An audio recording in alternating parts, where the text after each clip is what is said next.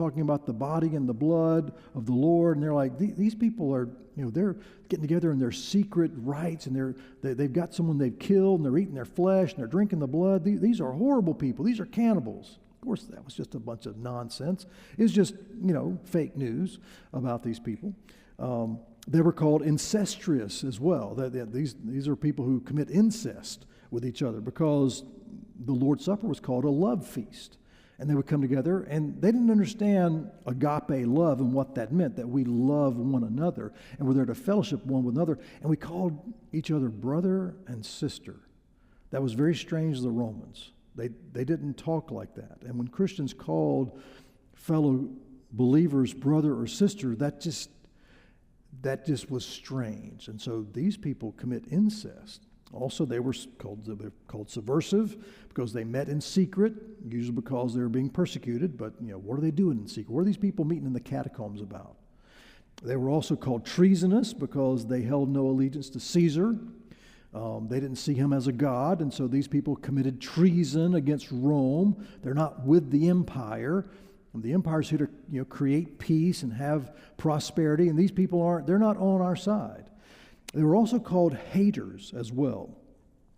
Haters of the human race.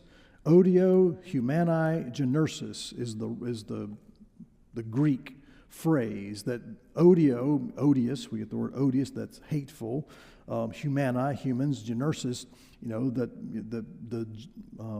genetics, we get genetics from that. And so these people hate humanity. They hate us. It's a death cult. They don't want to come together with the rest of us and work toward a common good of building the Roman Empire.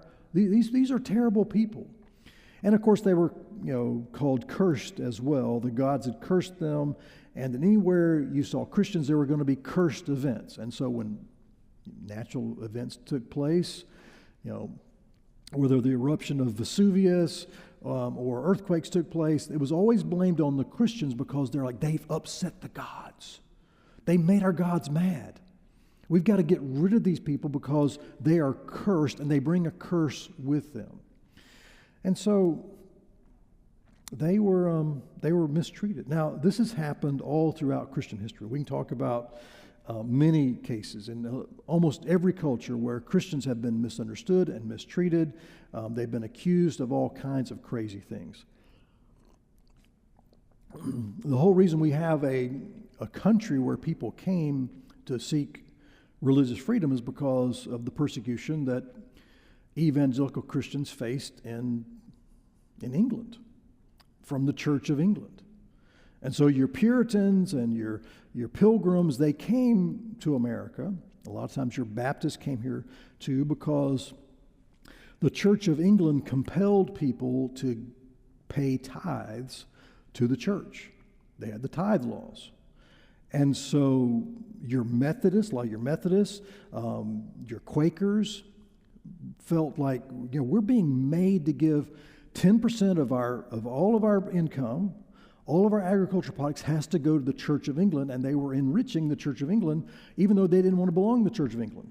And so they were made to do this. And so many of them left. In fact, a lot of your early American Baptists would tell you, if you called yourself a tither, you couldn't call yourself a Baptist. They were that opposed to what they called a church tax scheme by the Church of England.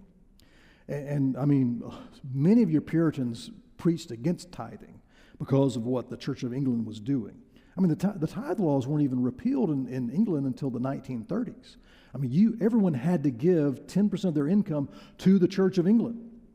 And I mean, it was very oppressive. And your evangelicals who said, we don't want to be a part of the Church of England, we don't believe in what they believe, and we don't believe in what they're doing, they were still compelled to give, and they had to provide support to the Church of England. They were called tithe rebels and dissenters, and they were often hunted down, put in prison because they weren't paying tithes to the Church of England. And so they were accused of all these things. And so a lot of them left England because of persecution, and they came here. Even today in a lot of Europe, many Christians face persecution, marginalization. A lot of Christians are called hateful people in England today because they're opposed to abortion.